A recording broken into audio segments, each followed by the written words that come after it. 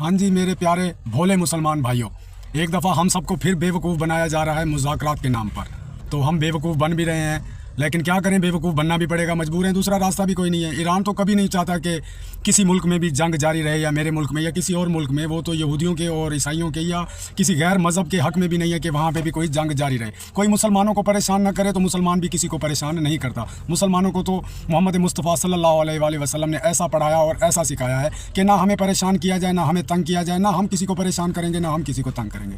इस पर तो मैं मुज़ाकरात पे तो बात करता हूँ, ये असल में हकीकत क्या है। और मैं पाकिस्तान को भी सराहता हूँ कि पाकिस्तान की जो वज़ीर आज़म साहब, मौजूदा वज़ीर आज़म साहब हैं, वो जंग के अंदर कोशिश कर रहे हैं और बहुत ज़्यादा कोशिश आसिफ मुनीर साहब भी कर रहे हैं।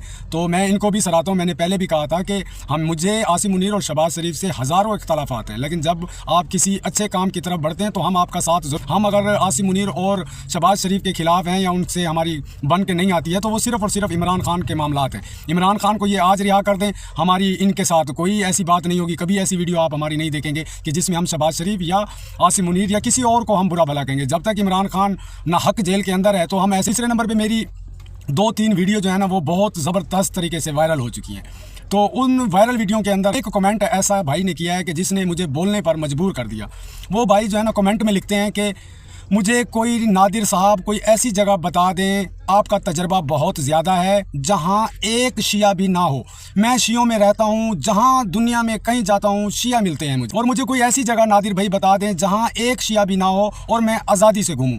तो उस भाई के लिए मेरा मशवरा है, वो जहन्नम है, जहन्नम के अंदर एक शिया भी नहीं होगा। तो मेरे भाई आपको जवाब मिल चुका है, आप वहाँ जाके अपना बोरिया बिस्तरा ले जाएं और वहाँ रहने का अपना बंदोबस्त करें। वहाँ जहन्नम वाहिद जगह है जहाँ एक शिया भी नहीं होगा। दूसरी, वापस आते हैं हम अपने मौजू के ऊपर कि अब जो ये मुज़ाकरात किए जा रहे हैं, ये असल में मेरी नज़र में मेरा खुद का तज्ज़िया है, अल्लाह करे कि ये मुज़ाकरात कामयाब हों, 2 हफ्ते के लिए ना हो, 2000 करोड़ साल के लिए ये मुज़ाकरात हों। मैं तो इसका ख्वाहिशमंद हूँ। मैं भी चाहता हूँ कि पूरी दुनिया के अंदर जंग बंदी हो, पूरी दुनिया, ईसाई अपनी मर्ज़ी से रहें, यहूदी अपनी मर्ज़ी से रहें, काफिर अपनी मर्ज़ी से रहें, मुसलमान अपनी मर्ज़ी से रहें, बुत मत अपनी मर्ज़ी से रहें, हर किसी को आज़ादी हो। मैं तो हर किसी नहीं चाहता इस जंग के, तो मैं बहुत सख्त खिलाफ हूँ। लेकिन फिर भी अगर किसी को शौक़ हो, वो जंग लगाता रहे, और किसी में ताकत होगी तो उसको जवाब भी देगा।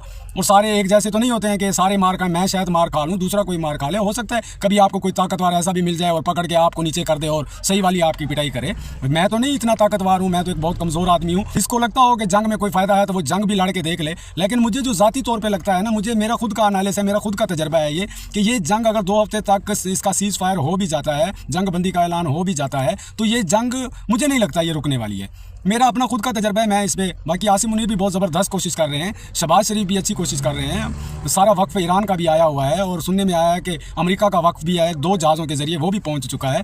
तो लगता तो नहीं है, क्योंकि अमेरिका को हज़म ही नहीं होनी जो चीज़ें ईरान मांगेगा। 10 नुकाती एजेंडा जो है, हो सकता है वो 12 नुकाती हो जाए, 15 नुकाती हो जाए, 20 नुकाती हो जाए। लेकिन मुझे नहीं लगता कि अमेरिका इनके एजेंडे को मान लेगा, और जो एजेंडा अमेरिका चाहता है वो भी पूरा, तकरीबन मेरे ख्याल में तो वो पूरा हो जाएगा जो अमेरिका चाहता है। क्योंकि अमेरिका को तो 2 चीज़ों से जो है ना बहुत ज़्यादा तकलीफ है, और वो 2 चीज़ें ईरान मानने को तैयार भी है, और वो उस पर अमल दरामद भी नहीं कर रहा था। पहला जो यूरेनियम का मसला है, वो कहते थे कि एटमी यूरेनियम जो भी है उससे जो है ना आप ख़त्म कर दें, आप एटमी ना बने। तो वो बना भी नहीं रहा था, वो उस पर भी एग्री हो जाएगा ईरान, मुझे यकीन है इस पर। और दूसरे नंबर पर वो जो समुद्री रास्ता बार बार अमेरिका कहता है कि इसे खोल दिया जाए ईरान की तरफ से, तो वो भी खोल दिया जाएगा। वो पहले भी खुला हुआ था, उसका तो आपको जिक्र ही नहीं करना चाहिए था। आपने तो जंग लगा के उल्टा वो बंद किया, और आपने जंग लगा के उन्हें मजबूर कर दिया कि अब आप एटमी ताकत भी बन जाए।